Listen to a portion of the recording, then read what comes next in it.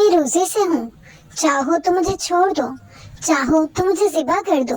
اگر چھوڑ دو گے تو میں تمہاری مشکور ہوں گی کہ میں اگلے بھی روزے رکھ سکوں، اتنی زندگی مجھے مل جائے، اور اگر تم مجھے ذبح کر دو تو بھی میں تمہاری مشکور ہوں کہ میں روزے کی حالت میں اللہ تعالیٰ سے جا کے ملوں گی۔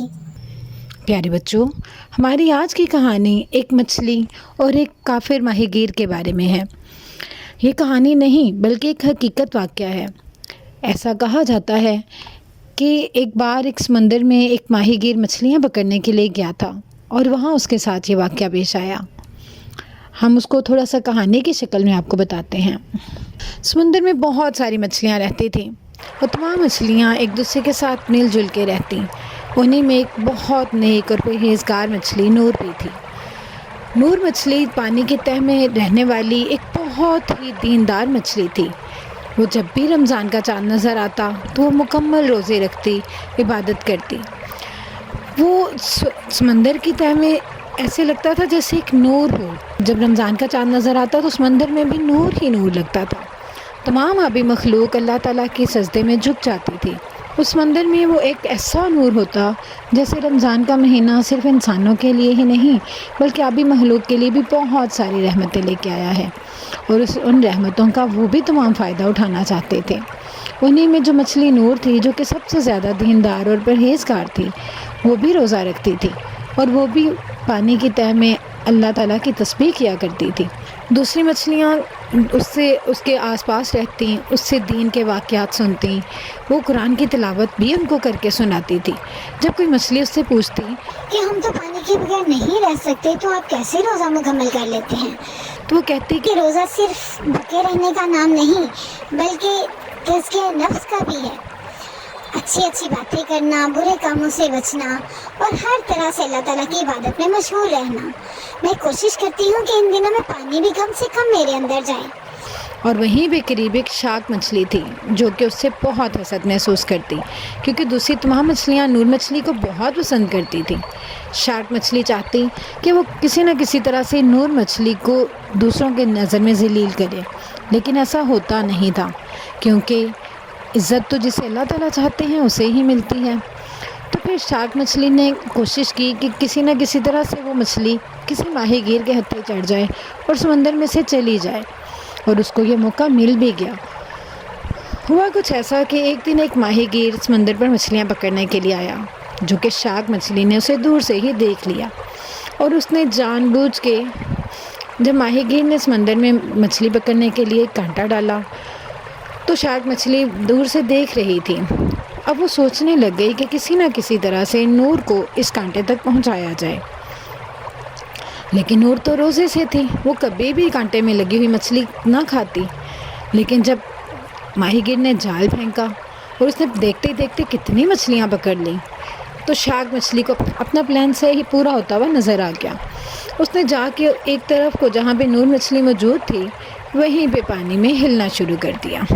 جب پانی وہیں سے ہلنے لگا تو ماہی گیر کو اندازہ ہو گیا کہ یقیناً یہاں پہ کوئی بہت بڑی مچھلی موجود ہے۔ تو ماہی گیر نے یقیناً اسی طرف کو جال ڈالنا تھا، کیونکہ وہ مچھلیاں پکڑنے کے لیے ہی تو پانی پر آیا تھا۔ اور جب شارک مچھلی نے دیکھا کہ وہ ماہی گیر جال ڈالنے لگا ہے تو وہ خود سے فوراً ایک طرف کو ہو گئی۔ نور مچھلی تو اللہ تعالیٰ کی عبادت میں مشغول تھی، اسے اندازہ نہ ہوا کہ وہ کیا جال میں پھنس چکی ہے، لیکن جب ایک دم سے اس کو اندازہ ہوا تو وہ واقعی جال میں پھنس چکی تھی اور ماہی گیر کے ہاتھ آ چکی تھی۔ ماہی گیر نے نور مچھلی کو پکڑا۔ جب اس کو کانٹے سے اتارا تو اس نے دیکھا کہ یہ مچھلی تو بہت خوبصورت ہے۔ اس مچھلی کی چمک ہی انوکھی تھی، آخر وہ ایک نیک اور پرہیزگار عبادت گزار مچھلی تھی۔ لیکن اس نے غور کیا کہ مچھلی تو بالکل نہیں تڑپ رہی، جیسے کہ دوسری مچھلیاں پانی کے بغیر تڑپ رہی تھیں اور پانی میں جانے کے لیے بلبلا رہی تھیں، اس طرح سے نور تو بالکل بھی نہیں تھی، وہ بالکل ساکن تھی، بالکل خاموش۔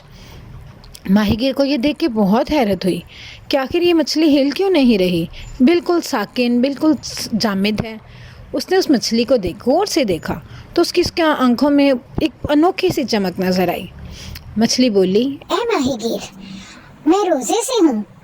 جب اس اتنا بولی تو ماہی گیر تو بہت حیران ہوا، وہ تو اس کا منہ ہی دیکھتا رہ گیا۔ اس نے کہا، کیا تم بول رہی ہو؟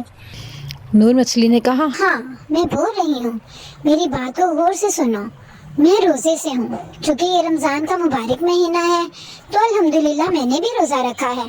اب تمہاری مرضی ہے، تم چاہو تو مجھے واپس پانی میں ڈال دو اور چاہو تو مجھے ذبح کر دو، کیونکہ میں اگر ذبح بھی ہو جاؤں گی تو بھی مجھے خوشی ہوگی کہ میں روزے کی حالت میں اللہ تعالیٰ سے ملوں گی، اور اگر تم مجھے واپس پانی میں ڈال دیتے ہو تو بھی میں تمہاری مشکور ہوں گی کہ میں اس رمضان کے مہینے کے باقی کے روزے رکھ سکوں۔ اب تمہاری مرضی ہے، تم چاہو تو مجھے چھوڑ دو، چاہو تو مجھے ذبح کر دو، لیکن مجھے بیچنا مت۔ میں نہیں چاہتی کہ میں باقی کے دن جو ہے وہ اس طرح سے گزاروں کہ میں روزہ بھی نہ رکھ سکوں اور عبادت بھی نہ کر سکوں۔ میں پانی کے اندر رہ کے اللہ تعالیٰ کی عبادت کرنا چاہتی ہوں اور دوسری مچھلیوں کو بھی اس کا درس دینا چاہتی ہوں۔ یہ تمام باتیں سن کے ماہی گیر تو بہت حیران ہوا۔ اس نے کہا، یہ کیسے ہو سکتا ہے کہ ایک پانی میں رہنے والی ایک ننھی سی مخلوق اللہ تعالیٰ کی اتنی شکر گزار ہے، اور میں ایک دنیا میں رہنے والا بندہ جس نے اللہ تعالیٰ کی اتنی نعمتوں کا کبھی بھی شکر ادا نہیں کیا۔ میں تو ہمیشہ سے کفران نعمت کرتا رہا۔ میں نے تو کبھی یہ جانا ہی نہیں کہ اللہ تعالیٰ وحدہ لا شریک ہے، جس کی وحدانیت کی تصدیق تو پانی میں رہنے والے جانور بھی کرتے ہیں۔ وہ یہ سن کے بہت حیران ہوا۔ اس نے اسی وقت کلمہ پڑھا اور مسلمان ہو گیا۔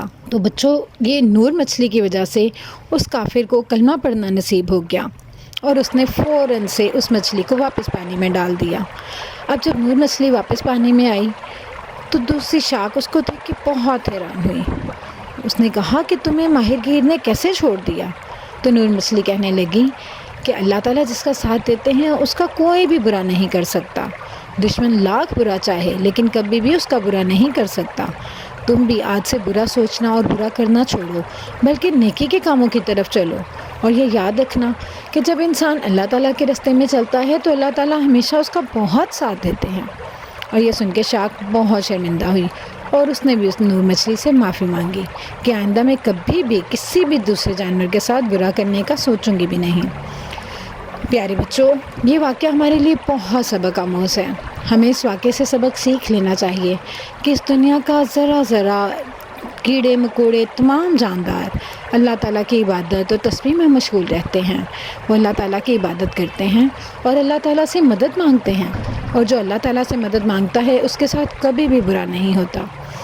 بچوں، ہمیں اس واقعے سے یہ سیکھ لینا چاہیے کہ رمضان کے مہینے کی کتنی برکت ہے، اور اس مہینے کی برکت سے ہمیشہ تمام لوگ نقصان سے محفوظ رہتے ہیں۔